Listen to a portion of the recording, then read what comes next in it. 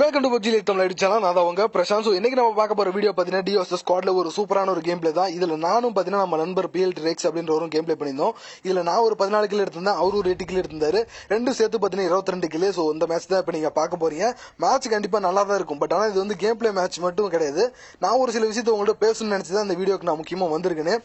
So நிறைய விஷயத்த பாத்தீங்கன்னா உங்களுக்கு வந்து கேள்வி இருக்கலாம். சோ ஒரு சில கேள்வி அதுக்கான பதில் வந்து கிடைக்கிற வீடியோவா இருக்கும். சோ அதனால வீடியோ ஸ்கிப் பண்ணாம ஃபுல்லா பார்த்துட்டு அதுக்கப்புறம் எதா இருந்தாலும் கமெண்ட் பண்ணுங்க. ஓகே, இப்ப நம்ம கேம் பிளேக்குள்ள போலாம். ஓகே, இப்ப நம்ம இந்த கேம் பிளே பத்தி பேச போறது கிடையாது, நம்ம சேனலை பத்தி ஒரு சில விஷயத்தை பேச போறோம். சோ அதுல முதல் விஷயம் என்ன அப்படின்னு கேட்டீங்கன்னா, நீங்க ஏன் ப்ரோ லைவ் ஸ்ட்ரீம் பண்ண மாட்டீங்க அப்படின்னு சொல்லி ஒரு சிலர் கேட்டுட்டே இருக்கீங்க. லைவ் ஸ்ட்ரீம் ஏன் பண்ணல அப்படின்னா, நேத்து கூட ஒரு டெஸ்டிங் ஒரு லைவ் ஸ்ட்ரீம் பண்ணினேன். என்கிட்ட மொபைல் மட்டும் தான் இருக்கு. அந்த மொபைல் என்ன லைவ் ஸ்ட்ரீம் பண்ண முடியுமோ அதை நான் வந்து பண்ணினேன். சோ ஆம்லெட் ஏர்கார்டு அப்படின்ற ஒரு அப்ளிகேஷன் இருக்கு, அதுல தான் பாத்தீங்கன்னா லைவ் பண்ணியிருந்தேன். அதுல பாத்தீங்கன்னா என்னால ஒழுங்கா குவாலிட்டி கொடுக்க முடியல. நான் பேசுற சவுண்டு ஒழுங்கா உங்களுக்கு குவாலிட்டி கேட்க மாட்டுது, என் டீம்மேட் சவுண்டு சுத்தமா கேட்கவே மாட்டுது, கேம் சவுண்டு கேட்க மாட்டுது. இந்த 4 விஷயமே வந்து உருப்படியா இல்லை அப்படின்றப்போ அந்த லைவ் மட்டும் நல்லா இருக்கும் அப்படின்றது நம்ம எதிர்பார்க்க முடியாது. ஸோ அதெல்லாம் பார்த்தீங்கன்னா அந்த லைவ் எனக்கே பிடிக்கல. எனக்கே பிடிக்காத ஒரு விஷயத்த பார்த்தீங்கன்னா என் சப்ஸ்கிரைபர்ஸ் கொடுக்க அது எனக்கு பிடிக்கல. அதனாலதான் மெயினாக நான் பார்த்தீங்கன்னா லைவ் ஸ்ட்ரீம் பண்ணாமல் இருக்கேன். ஸோ ஒரு குவாலிட்டியான லைவ் ஸ்ட்ரீம் பண்ணணும் அப்படின்னா கண்டிப்பாக ஒரு வைஃபை கனெக்ஷன் வேணும், பிசி வேணும். அதுக்கான எப்படி சொல்றது, லைவ் ஸ்ட்ரீம் பண்றதுக்கான செட்டப் முழுசா தேவை. ஸோ இதெல்லாம் வந்ததுக்கு அப்புறம் தான் ஒழுங்கான லைவ் ஸ்ட்ரீம் பண்ண முடியும். ஏன்னா பாக்குற உங்களுக்கும் ஒரு குவாலிட்டியே இல்லை அப்படின்னா ஒரு 2 நிமிஷம் பாப்பீங்க, அது கடுப்பாகுது, கேவலமா இருக்கு பிரிண்ட் எல்லாம் பாக்குறது அப்படின்ட்டு கிளம்பிடுவீங்க. ஸோ நான் கூட அப்படிதான் பாத்தீங்கன்னா ஒரு குவாலிட்டியான லைவ் ஸ்ட்ரீம் இல்லைன்னா வெளியே போயிருவேன். ஸோ இந்த மாதிரி பாத்தீங்கன்னா ஆடியன்ஸுக்கே பிடிக்காத ஒரு லைவ் ஸ்ட்ரீம் பண்றது வேஸ்ட் அப்படின்றது என்னோட மெயின் தாட். அதனாலதான் பாத்தீங்கன்னா நான் லைவ் ஸ்ட்ரீம் வந்து பண்றது இல்ல. ஸோ என்னோட மைண்ட் சொல்றேன், நிறைய பேர் பாத்தீங்கன்னா மொபைல்ல லைவ் ஸ்ட்ரீம் கஷ்டப்பட்டு பண்ணிட்டு தான் இருக்காங்க. அவங்களுக்கான மைண்ட் தாட் வேற மாதிரி. பட் என்னோட மைண்ட் தாட் இந்த மாதிரி இருக்கிறதுனால நான் பண்ணல. ஓகேவா? ஸோ இது குவாலிட்டியானால கொடுக்க முடியும் லைவ் ஸ்ட்ரீம் அப்படின்றப்போ நான் கண்டிப்பா லைவ் பண்றேன். அது வரைக்கும் இந்த மாதிரி வீடியோ கண்டென்ட்டே பார்த்துட்டு இருங்க. ஸோ கூடி சீக்கிரம் லைவ்ல மீட் பண்றேன். ஸோ லைவுக்கு நீங்க வந்து ஹெல்ப் பண்ற மாதிரி இருந்தா கூகுள் பே, பேடிஎம் நம்பர்லாம் பாத்தீங்கன்னா இங்க கொடுத்துருக்கேன். ஸோ வீடியோல தெரியறதுக்கு முடிஞ்ச அளவுக்கு டொனேட் பண்ணுங்க, முடிஞ்சவங்க மட்டும் டொனேட் பண்ணுங்க. ஸோ இதுல கூட நிறைய பேர் பாத்தீங்கன்னா தப்பா பேசுவாங்க, அதை பத்தி நான் கண்டுக்க போதில்லை. ஹெல்ப் பண்ணணும்னு மைண்ட் இருக்கவங்க மட்டும் ஹெல்ப் பண்ணுங்க. ஓகே, அடுத்த விஷயத்தை இப்ப நம்ம பார்ப்போம். ஓகே, இப்ப நான் சொல்ல போற விஷயம் பாத்தீங்கன்னா ரொம்பவே ஒரு முக்கியமான விஷயம். ஃபேக் PUBG Lite தமிழா சேனல்ஸ் எல்லாம் ஒரு சில இருக்குது. ஸோ எனக்கு நடந்த இன்சிடென்ட்டை இப்ப நான் உங்களுக்கு சொல்றேன். ஸோ இப்ப என்ன மாதிரியே ஒரு சேனல் பாத்தீங்கன்னா என்னோட லோகோலயே என்னோட பேர்லயே அப்படியே ஓப்பன் பண்ணி வச்சுக்கிட்டு அதர் யூடியூபர்ஸை போய் மற்ற சேனல்ல யாரோ லைவ் பண்ணாங்கன்னா அந்த லைவ்ல போயிட்டு கமெண்ட் பண்றது, பேட் கமெண்ட் பண்றது. ஸோ அந்த மாதிரி இன்சிடென்ட் இப்ப எனக்கு ஒன்று நடந்துச்சு. ஸோ இப்ப பாத்தீங்கன்னா அவங்களுக்கு என்ன தோணும் அப்படின்னா, நான் தான் ஒரிஜினல் PUBG Lite தமிழா தான் வந்து அவங்க சேனல்ல வந்து லைவ்ல வந்து சாட் பண்ணி அந்த பேட் கமெண்ட் பண்ணிருக்கேன்னு நினைப்பாங்க. பட் நான் கிடையாது, இது வந்து எனக்கு லைவா நடந்துச்சு. ஸோ அதனாலதான் இப்ப நான் வந்து இது சொல்றேன். அடுத்த டைம் யாரோ இந்த மாதிரி பேட் கமெண்ட் பண்ணாங்கன்னா அது நான் இல்லை அப்படின்னு சொல்லணும் இல்லையா? ஸோ அதுக்காக முன்னெச்சரிக்கையா நான் அது வந்து சொல்லிக்கிறேன். இந்த வீடியோ பார்த்துட்டு இருந்தீங்கன்னா கொஞ்சம் நாள் டீப்பா வாட்ச் பண்ணிக்கோங்க. நடந்த விஷயத்த நான் சொல்றேன். ரெகுலரா எப்பயுமே பாத்தீங்கன்னா நான் புதுசா ஏதாவது PUBG Lite சேனல் ஸ்டார்ட் பண்ணிருக்காங்களா அப்படின்னு சொல்லிட்டு யூடியூப்ல பாத்தீங்கன்னா சர்ச் பண்ணுவேன். PUBG Lite வீடியோஸ் அப்படின்னு சொல்லி மொட்டையை இப்படிதான் போட்டு சர்ச் பண்ணுவேன். ஸோ பாத்தீங்கன்னா நிறைய சேனல்ஸ் வந்து ஷோ ஆகும். புதுசா யாரோ சேனல்லாம் ஸ்டார்ட் பண்ணியிருந்தாங்களா அப்படி ஸ்க்ரோல் பண்ணி பார்த்துட்டே இருப்பேன். ஸோ அப்படி ஒரு நாள் பாத்தீங்கன்னா ஸ்க்ரோல் பண்ணி பார்க்கல சரண் ஐடி அப்படின்ற ஒரு சேனல் இருந்துச்சு. ஓகே, இந்த சேனல் என்ன புதுசா இருக்கு அப்படின்னு சொல்லி ஓப்பன் பண்ணி ஃபர்ஸ்ட் டைம் அப்பதான் அந்த சேனலே பாக்குறதுக்கு முன்னாடி நான் பார்த்ததே கிடையாது. ஓப்பன் பண்ணி பாக்குறேன், லைவ் போயிட்டு இருந்துச்சு. ஸோ ஃபர்ஸ்ட் டைம் பார்த்தீங்கன்னா ஒரு லைவ் போயிட்டு இருக்கேன், சரி விசிட் பண்ணுவோம் எப்படிதான் இருக்குன்னு சொல்லி பார்க்கலாம் அப்படின்னு சொல்லிட்டு லைவ் ஓப்பன் பண்ணி பார்த்தேன். லைவ்ல பார்த்தீங்கன்னா கேம் பிளே பண்ணிட்டு இருந்தாங்க. யாரோ ஒரு தம்பி பார்த்தீங்கன்னா வாய்ஸ் கமெண்ட்ரி பண்ணிட்டு இருந்த மாதிரி இருந்துச்சு லைவ்ல. ஹாய் தம்பி அப்படின்னு சொல்லி அந்த வாய்ஸுக்காக நான் பார்த்தீங்கன்னா ஹாய் தம்பின்னு சொல்லி போட்டிருந்தேன். உடனே அது ஒரு சிஸ்டர் பேசிட்டு இருந்திருப்பாங்களாடு, அதை பார்க்க ஒரு சின்ன பையன் குரல் மாதிரி இருந்துச்சு. ஹாய் தம்பின்னு அதுக்காக போட்டிருந்தேன். ஹாய் தம்பின்னு போட்டோன்னே சிஸ்டரோட ஹஸ்பண்ட் பக்கத்துல இருந்திருப்பாங்களாடு. ஹஸ்பண்ட் அண்ட் ஒய்ஃப் தான் பார்த்தீங்கன்னா லைவ் ஸ்ட்ரீம் பண்ணிட்டு இருந்திருக்காங்க. அது எனக்கு தெரியல. ஜஸ்ட் நான் விசிட் பண்ணக்குள்ள பார்த்தீங்கன்னா அந்த சிஸ்டர் பேசக்குள்ள ஒரு சின்ன பையன் மாதிரி இருந்துச்சு. அதுக்கு தான் ஹாய்னு அனுப்புனேன். உடனே அந்த கமெண்ட்டை பார்த்த உடனே அவன் அந்த PUBG Lite தமிழா தானே அவனை முதல்ல பிளாக்ல போடு, வேலை முடிகிற வரைக்கும் ப்ரோன்னு பின்னாடி வந்துட்டு எல்லாம் தெரிஞ்சதுக்கு அப்புறம் ஒரு வீடியோ கூட அவனுக்கு எப்படி அப்லோட் பண்ணணும்னு தெரியாது, எல்லாம் ஏன்ட்ட கத்திட்டான். இப்போ வந்து ஹாய் தம்பி அப்படின்ட்டு வரான். போட அவனு சொல்லி கெட்ட வார்த்தையில திட்டி என்னை வந்து ஹைட் யூசர் போட்டாங்க. என்னால பாத்தீங்கன்னா அப்போ வந்து கமெண்ட்ல லைவ்ல சேட் பண்ண முடியல. ப்ரோ எதுக்கு ப்ரோ என்ன திட்டினீங்க அப்படின்னு சொல்லிட்டு கேட்க கூட என்னால முடியல. எனக்கா இங்க மண்டை குழம்புது, எதுக்குடா நம்மளை திட்டினாங்க அப்படின்னு சொல்லிட்டு நம்ம என்னத்தரா இவர்கிட்ட அப்படி கத்திட்டு போயிட்டு நம்ம வந்து ஒரு காலவாரி அடிச்ச மாதிரி இப்படி பண்றாரு பேசுறாரு அப்படின்னு சொல்லிட்டு எனக்கா மனசு குழம்பிட்டு இருக்கு.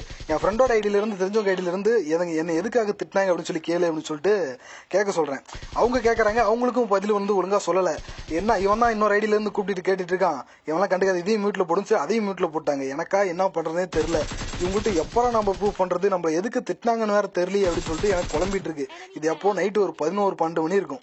ஸோ அந்த நேரத்தில் அவங்க லைவ் பண்ணிட்டு இருக்காங்க. அந்த டைம்ல பாத்தீங்கன்னா நான் அந்த மாதிரி கேட்டு இந்த ஹாய் தமிழ் சொன்னதுக்கு இப்படி போய் மாட்டிட்டேன். அவங்க கெட்ட வார்த்தை திட்டாங்க. எனக்கு மனசு கஷ்டமா இருந்துச்சு அந்த இடத்துல.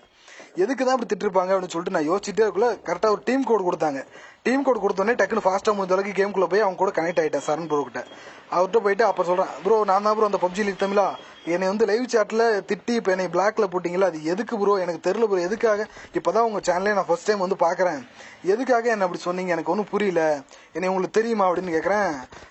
நீ இதுக்கு முன்னாடி இந்த வீடியோலாம் எப்படி போகிறதுன்னு கேட்டல அதான் நீ அப்படின்னதுக்கு, ப்ரோ நான் உங்கள்கிட்ட எதுவுமே கேட்ட மாதிரி எனக்கு ஞாபகம் இல்லை ப்ரோ, நிறைய பேர்த்துட்டு நான் அந்த மாதிரி கேட்டிருக்கேன் ஹெல்ப்புக்கு, நான் உங்கள்கிட்ட கேட்டிருக்கேன்னா பேசுறீங்கன்னு எனக்கு தெரியல, பட் நான் உங்கள் சேனலில் ஃபர்ஸ்ட் டைம் இப்போ தான் பார்க்குறேன் அப்படின்னு சொன்னதுக்கப்புறம் தான் அவருக்கு வந்து புரியுது, ஓ அது வந்து வேறு பப்ஜி தமிழா வாட்டுது, சாரி ப்ரோ உங்களை மாதிரியே ஒரு வந்து சேனலில் வந்து கமெண்ட் பண்ணிட்டுருந்தான், ஸோ எல்லா விஷயத்தையும் கேட்டு தெரிஞ்சுக்கிட்டு இப்போ வந்து ஹாய் தம்பின்னு சொன்னோன்னே எனக்கு கோவம் வந்துருச்சு, ஸோ அதனால தான் ப்ரோ இப்படி பேசிட்டேன், தவறு எடுத்துக்காதீங்க அப்படின்னு சொல்லி அப்புறமே வந்து அவருக்கு ஒரு மாதிரி ஆயிடுச்சு, எனக்கு ஒரு மாதிரி ஆயிடுச்சு.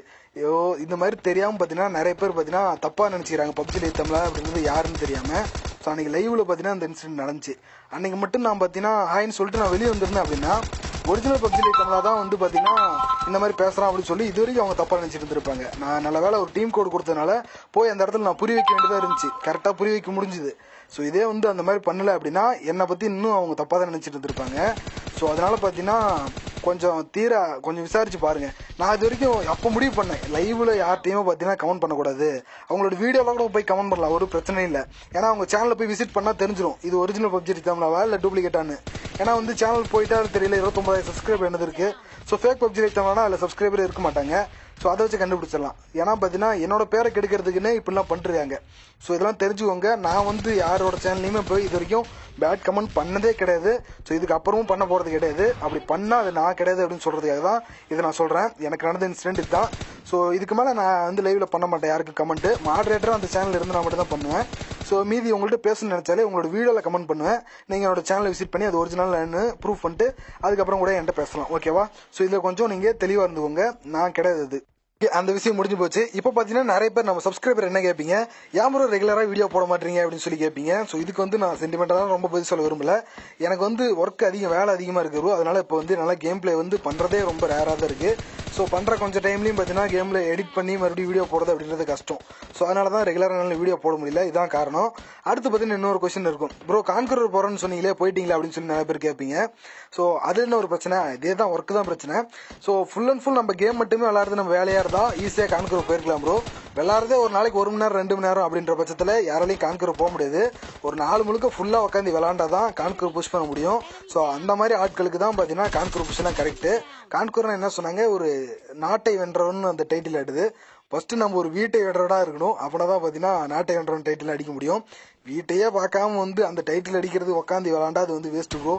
அது வந்து எனக்கு ஒன்றும் பிரச்சனை இல்லை ப்ரோ, எங்கள் வீட்டில் ஒன்றும் பிரச்சனை இல்லை, நான் கேம் விளாண்டாலே போதும், எங்கள் வீட்டிலாம் வசதி ஓகே கரெக்டாக இருக்குது, எனக்குலாம் அந்த பிரச்சனை இல்லைன்னா நீங்கள் வந்து உட்காந்து கேம் விளாண்டுருக்கலாம் அதே பொழப்பா. பட் வந்து சோத்துக்கும் சீட்டுக்குமே கஷ்டப்படுற ஒரு ஃபேமிலி நான், ஓகேவா.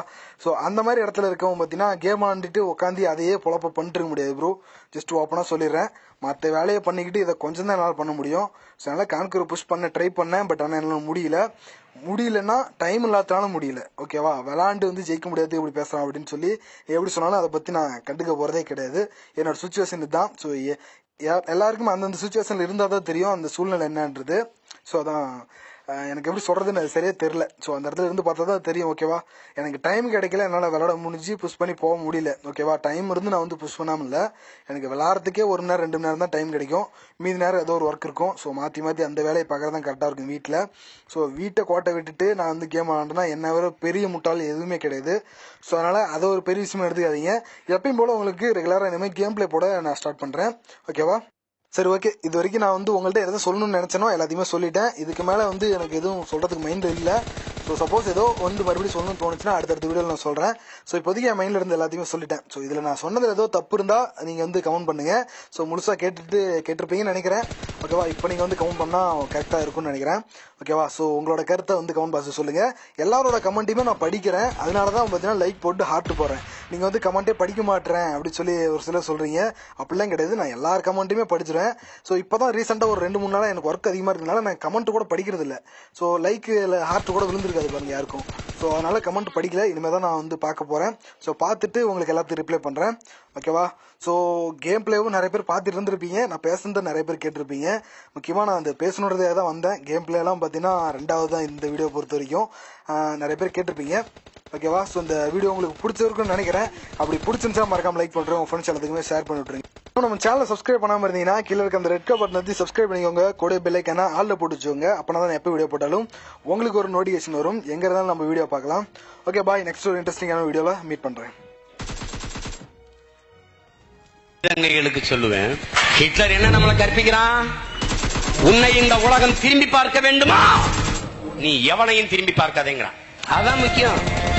உன்னை எல்லாரும் பின்னாடி இருந்து விமர்சிக்கிறானா, இவன்லாம் ஒரு ஆளா, இவனால முடியுமா? எல்லோரும் உன்னை பின்னாடி நின்று விமர்சித்தால் நீ எல்லோருக்கும் முன்னாடி நிற்கிறாய் என்பது பொருள். அதை புரிந்துக. உன்னை விமர்சிக்கிறானா, அதுவும் ஒருவித பாராட்டுத்தான். நீ யாரையோ ஒருவனை பொறாமைப்பட வைத்திருக்கிறாய், அதில் நீ பெருமை கொள். புரட்சியாளர் லெனின் நமக்கு கற்பிக்கிறான், தம்பி தங்கைகளே, விமர்சிக்கிறவனுக்கு நிரூபிக்க போராடாதே, உன்னை நம்பி நிற்கிறவனுக்கு உண்மையாக இருக்க போராடுங்கிறான். அதை கற்றுக்கொள்ளுங்கள். விமர்சனத்தை நீ உரமாக்கு, உன் லட்சியத்தில் அதை மற. நீ என்னை வந்து கேள்வினா நீ கேட்காத, கேள்வி கேட்காத. சொல்லுதல் யாருக்கும் எளிய, அறியாவாம் சொல்லிய வண்ணம் செயல். நீ வேதம் கற்பிக்குது, அதை தாண்டி எனக்கு எவனும் கற்பிக்க வேண்டியதில்லை. இங்க சுத்தம் சுகம் தரும்னு எழுதி தர எல்லா சுகத்திலையும் ஆள் இருக்கு தம்பி, இறங்கி கூட்டத்தான் எவனும் இல்ல. உன் வேலை என்ன? என்னை கேள்வி கேட்பது, எனக்கு கருத்து சொல்லுவதா? உன்னை பெத்த மாதிரிதான் எங்க ஆத்தால போய் என்னையும் பெற்றிருக்கான், என்னை நேர்ந்து ஒண்ணும் விடல, புரியுதா?